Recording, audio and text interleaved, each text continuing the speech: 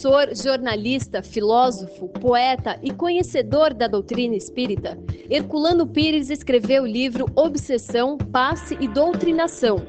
Baseado em sua experiência de mais de 40 anos, Herculano explica de forma didática e simples como resolver os problemas das influências de espíritos inferiores. É um livro destinado a médiuns e estudiosos dos processos obsessivos, sendo um bom aliado para aqueles que unem a psiquiatria e o espiritismo. O nosso convidado de hoje já esteve aqui conosco anteriormente, falando sobre terapia de vidas passadas, é o psiquiatra Dr. Flávio Braun Fiorda. O Dr. Flávio, ele é um dos diretores da Sociedade Brasileira de Terapia de Vidas Passadas e tem uma experiência bastante grande no set terapêutico com as presenças espirituais durante o processo terapêutico. Flávio, obrigado por você estar aqui com a gente de novo. Eu agradeço, né? É um prazer. Flávio, essa questão, a primeira coisa que me psiquiatra, né, cuidando de um paciente psiquiátrico e perceber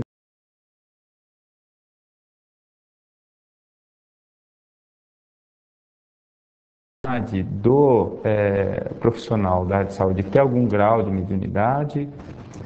Olha, a psiquiatria tradicional, na verdade, por tudo que a gente lê, sendo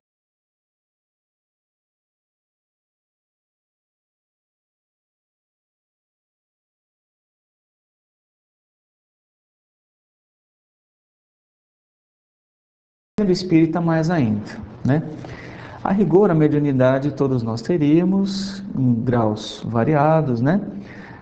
A minha experiência pessoal é de estudo, é de alguma prática na minha casa espírita, onde eu vou.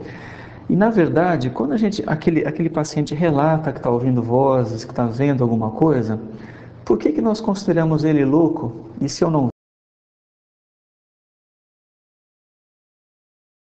Até que ponto eu poderia rotular um paciente nesse sentido, dando o seu diagnóstico clássico da...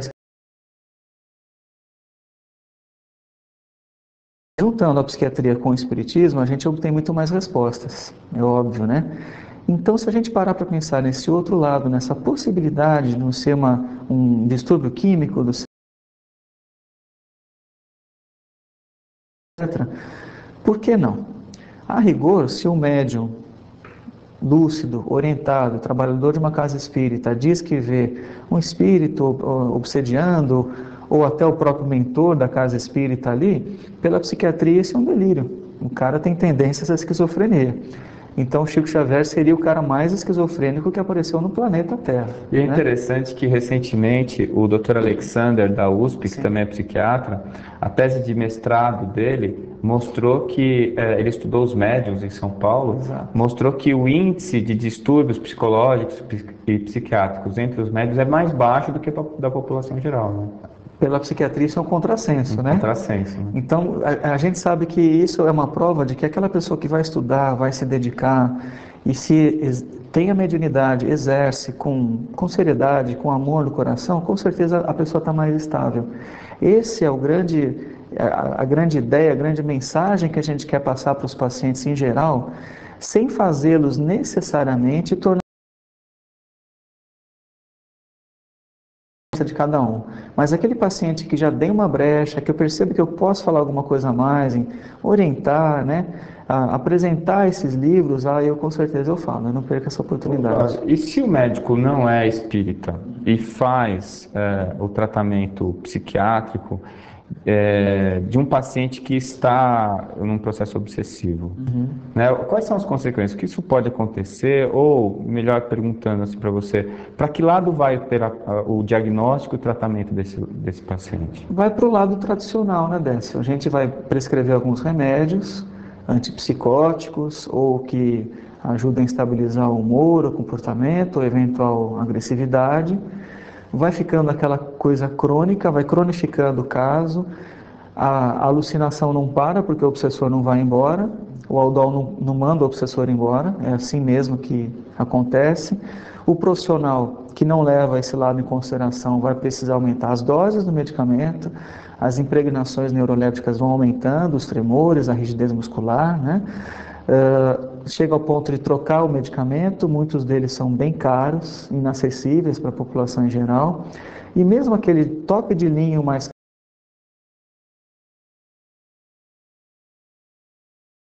Código. sim, aquela coisa que vai se cronificando e aí a obsessão fica cada vez maior, o paciente vai ter aquele isolamento social,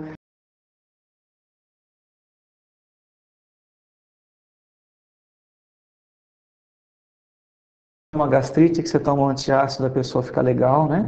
E vai ficar naquela coisa crônica e desesperançosa para a família e para o paciente.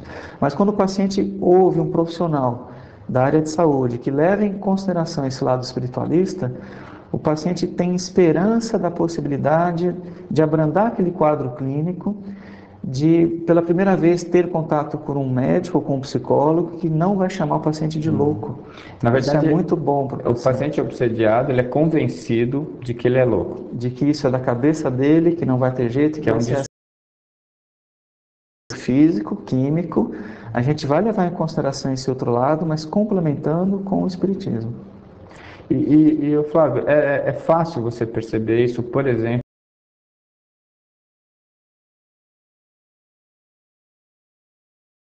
O que a gente tem percebido na prática do consultório, a rigor, como que se nasce um obsessor, né? A gente está falando de reencarnação, de vidas passadas, portanto, de tempos antigos, né? E nós já vivemos essas épocas antigas. Então, se a gente já viveu essas épocas antigas, a gente adotou valores de conduta, morais, sociais, nós dançamos conforme a música de uma época antiga. Então, eu posso ter feito coisas no meu passado que hoje eu não faria, porque eu já entendi que não é certo, não é correto, conceitos de moral, de ética, a educação, de família, ou da escola, ou da sociedade atual. Então, sei lá, eu posso ter cometido um crime numa outra vida, ter tirado a vida de alguém. Então, aquela pessoa que eventualmente eu prejudiquei, ou me perdoou, ou não.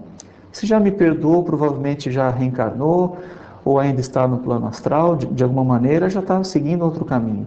Se não existe esse perdão, da parte da pessoa que eventualmente eu possa ter prejudicado lá numa outra vida, vai ter a raiva, a mágoa, o desejo.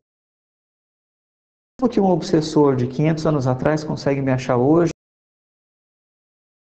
nós somos achados pela parte externa, pelo visual, porque a cada vida a gente tem um perfil diferente, um rosto diferente, né? Frequência vibratória. É a frequência vibratória, são os seus sentimentos, o seu temperamento, os seus pensamentos, que vai fazer essa sintonia assim que o obsessor vai conseguir me achar. E eu não preciso ser rotulado necessariamente de esquizofrênico para estar obsediado.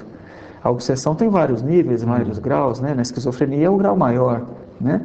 Então, a rigor, o meu sentimento, a minha irritabilidade, a minha intolerância são pequenas ou grandes brechas que vai facilitar eu ser achado.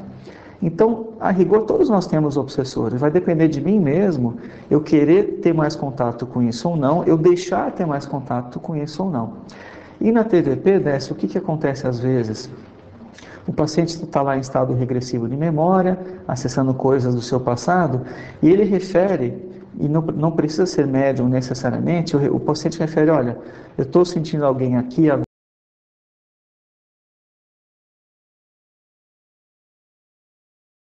Escreve.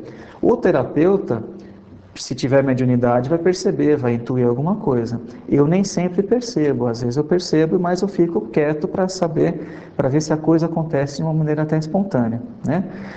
O que a gente vê também é que a espiritualidade maior é que permite esse contato do seu obsessor ou presenças, como a gente chama, com aquele paciente, para quê? Para que haja um começo de um acordo. Então, o obsessor, a presença, vai cobrar do paciente uma situação mal resolvida do passado, de tal sorte que o paciente entenda que o melhor caminho para que haja esse desligamento, eu sinto muito, muito mesmo por aquilo que eu fiz para você, sinceramente, você me perdoe, mas agora eu preciso seguir o meu caminho, né? E tem paciente, sabe, Décio, que mesmo acontecendo isso, tem um temperamento tão difícil que não consegue pedir desculpas. Aí eu brinco com o paciente na hora: escuta, você vai levar o obsessor para sua casa, é isso que você quer? Ah, não quero, pelo amor de Deus, né? Então, o que você precisa dizer para essa pessoa, mediante isso que você tomou conhecimento do que você fez para ela, que está bravo com você, para que ela comece a pensar na possibilidade de te deixar em paz? Então, o paciente sente a necessidade de levantar a bandeirinha branca de paz, porque senão o processo obsessivo fica cada vez mais crônico. Em última análise, o teu site terapêutico vira uma reunião de desobsessão. A rigor, sim. Em que o paciente conversa diretamente com o obsessor. Diretamente. Tenta.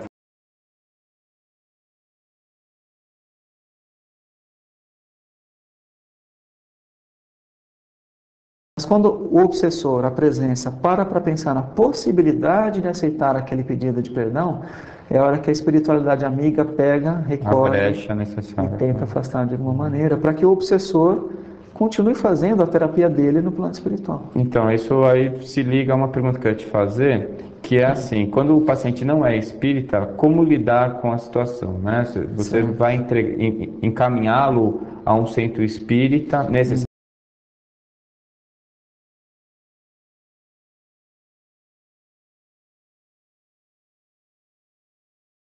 Responder no próximo bloco, que agora a gente vai fazer um pequeno intervalo e volta já já.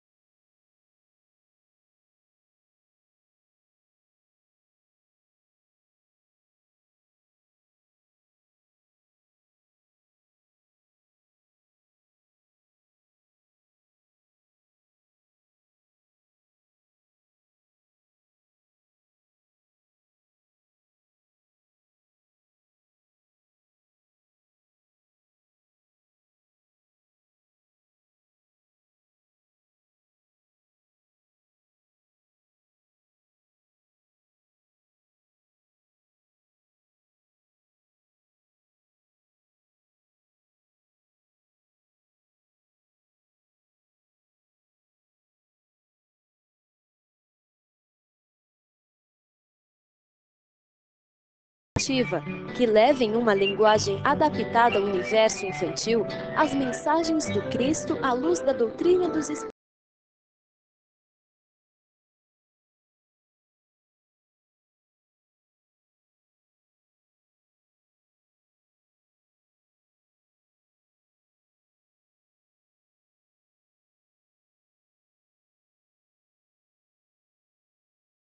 Tem gente que não consegue falar direito, né?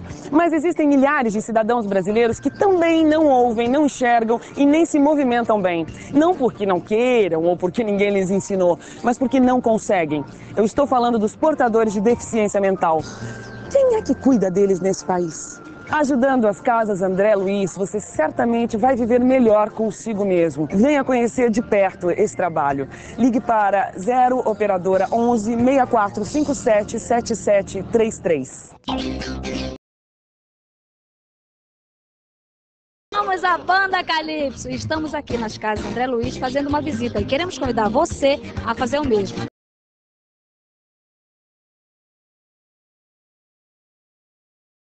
Aí na sua tela, agende a sua visita e venha conhecer essas crianças tão especiais, ok? Um beijo no coração de todos.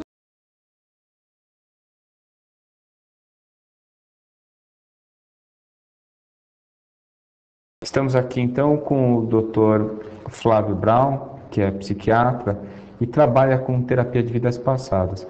Ô Flávio, a gente estava falando antes do intervalo com relação a essa questão da necessidade de se encaminhar o paciente para o centro. Essa necessidade, ela existe até por conta do que a gente viu aí desse...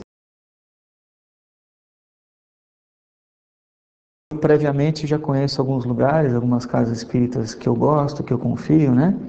E sugiro que o paciente vá. Obviamente, é o livre-arbítrio do paciente que vai predeterminar. Pelas explicações, até pelo ocorrido numa sessão onde um obsessor aparece, ele vai. Vai pelo amor ou pela dor. Aquele velho chavão funciona mesmo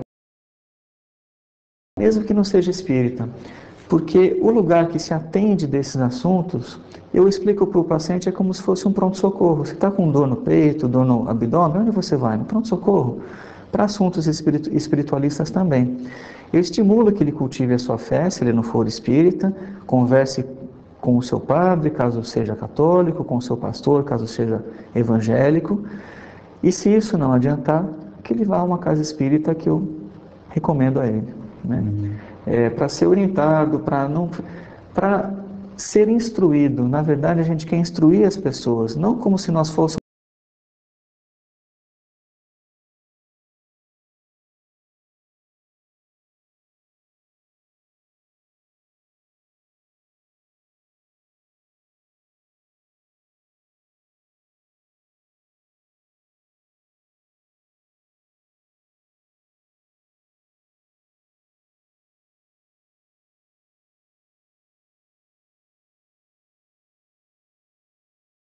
Dos seus pacientes que você é espírita. fica, né? Porque não tem como não ser, né? As pessoas já vão buscar justamente por causa desse diferencial. Isso facilita bastante, né, esse Sim, caminho. claro, claro. Eu já atendi ateu também, viu, Décio? O ateu foi buscar a psicoterapia por problemas.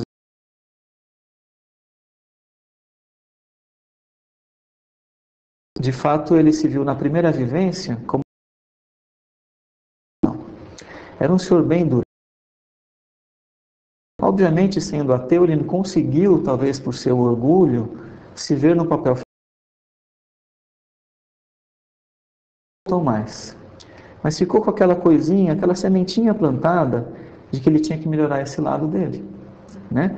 Então, eu não estou ali para mudar a crença da religiosidade do paciente. Eu estou ali para tentar abrandar algumas coisas, introduzindo valores e conceitos que ele não está praticando. Até sabe, mas não está praticando. Eu acho isso muito importante, né? Porque, assim, eu considero a religiosidade como alguma coisa particular, própria de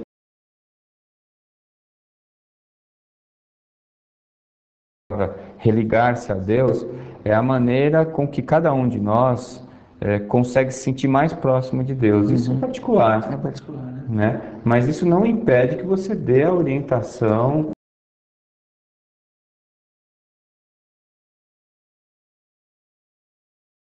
que a gente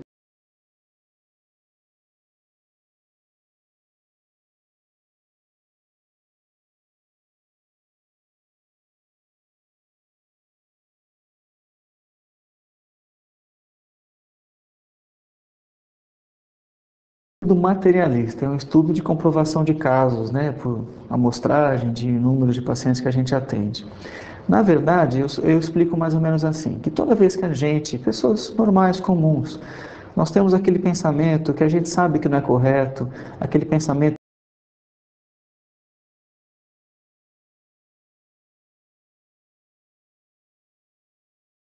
aquilo que eu sei que eu vou fazer e vai ser prejudicial para mim a médio ou longo prazo, com certeza tem um dedinho de uma intuição negativa que pode ser oriunda de um processo obsessivo. Aí o paciente fica mais alerta para aqueles pensamentos ou sentimentos daquilo que seria seu ou daquilo que poderia estar vindo de uma interferência externa. Então, alertando o paciente sobre isso, ele vai ficar mais atento à sua conduta, à parte moral, à parte ética, né? Aquele pensamento que a gente sabe que tem um tomzinho de maldade. Claro que vem muitas vezes da própria pessoa, do próprio paciente, oriundo até de outras vidas, mas esse alerta já é um sinalzinho de alguma coisa não está legal comigo. Ou seja,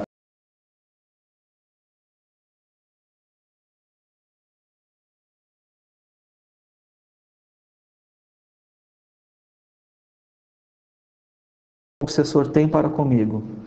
Raiva, por situações mal resolvidas no passado. Então, todas as vezes que na minha vida pessoal, no meu cotidiano, eu vibro com sentimentos parecidos com raiva, você abre espaço e pega a sintonia. Né? Aí os pacientes falam assim, eu não sinto raiva, eu sinto mágoa. Aí eu brinco, mas mágoa é uma raiva light, baixas calorias, mas faz mal do mesmo jeito. Aí a gente dá risada, a gente brinca, porque não pode tornar um assunto pesado. Tem que tornar alguma coisa leve, mas que surja efeito prático para aquela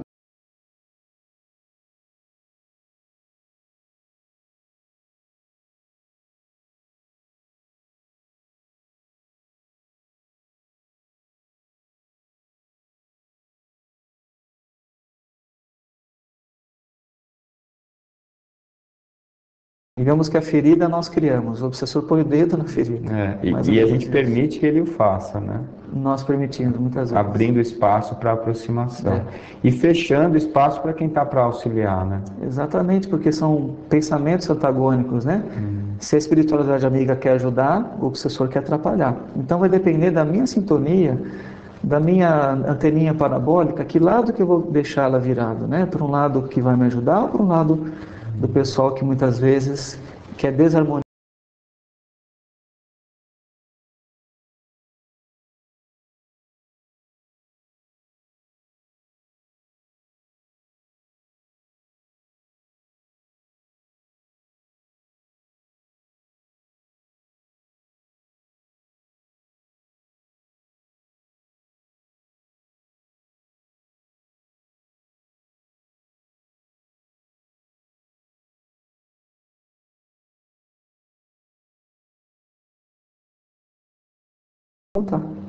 É engraçado isso, né? Então vem Jesus e traz.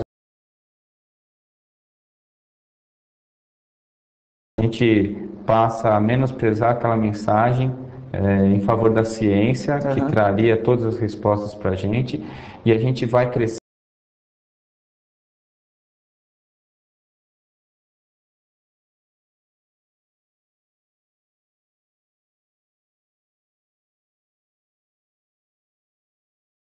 A gente, muitas vezes, nós temos que combater a nossa hipocrisia também. Nós acreditamos nisso, as religiões pregam isso, e a gente não pratica. A gente tem que ficar atento para isso. Ô Flávio, e você como psiquiatra, assim, você poderia dar uma dica para as pessoas, mesmo que não estão fazendo tratamento psiquiátrico, ou uma dica, assim, nesse sentido de sentimentos, ideias que possam indicar influências externas na vida delas? A orientação geral, assim, é aquilo como já a gente falou, né? Aquele pensamento que muitas vezes soa com uma certa maldade, soa com uma certa indiferença para com terceiros, né? Eu já tive alguns casos, posso dar um exemplo dessa? Claro. Assim, um paciente que é casado, com filhos, adora a família, a esposa, tal, né? E vinha aquele pensamentozinho, ele veio tratar um problema da sexualidade. Vinha um pensamento nele, toda hora, compulsivamente, de se expor em banheiros públicos, né? Obviamente, se alguém visse, se alguém soubesse, ia acabar o casamento dele, a vida profissional dele, ia ser a vitória do obsessor, né? Por uma tendência fraca da sua personalidade, né?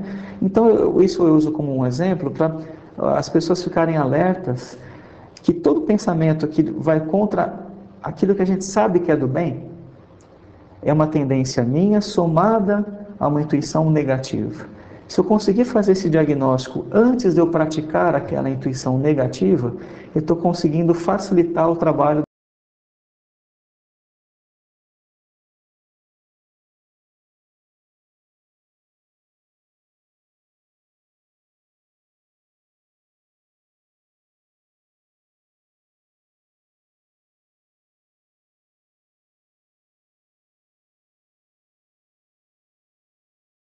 Espíritas, né? O grau de interferência espiritual nas nossas vidas é muito maior do que a gente possa imaginar. Tanto dos amigos da espiritualidade que nos intuem, quanto muitas vezes dos processos obsessivos, né? Então a psiquiatria não pode descartar isso. Desde o transtorno obsessivo compulsivo, psicose maníaco-depressiva, esses rótulos bonitos que a gente estuda, tem um fundamento espiritualista muito importante, tá? A depressão, a síndrome do pânico, que tem a ver com a mediunidade não tratada, a manipulação de ectoplasma também, que é um outro fluido, né? Então, se a gente juntar esses conceitos, a gente tem resposta, sem nenhum tipo de fanatismo, mas vendo os dois lados, né? Mas existem também aquelas alterações que inicialmente são anatômicas, são físicas. Sim, mas essas alterações anatômicas são exceções, elas vão definir.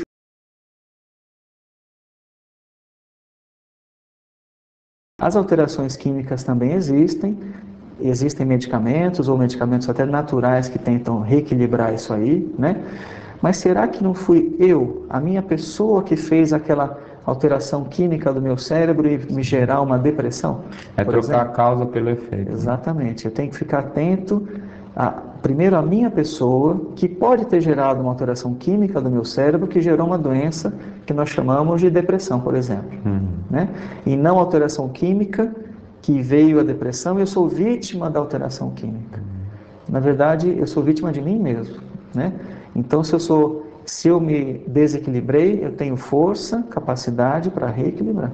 Esse é o caminho. Então, na hora que a psiquiatria começar a ver a dissociação cérebro-mente, né?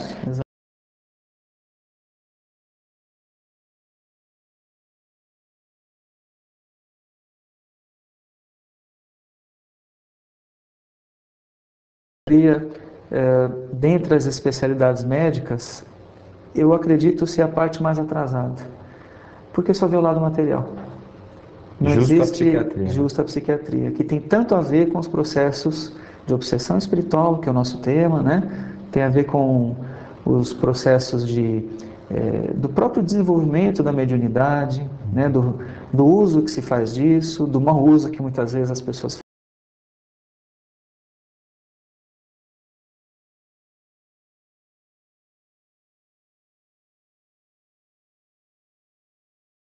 E contar com os telespectadores para o nosso próximo programa. Até lá!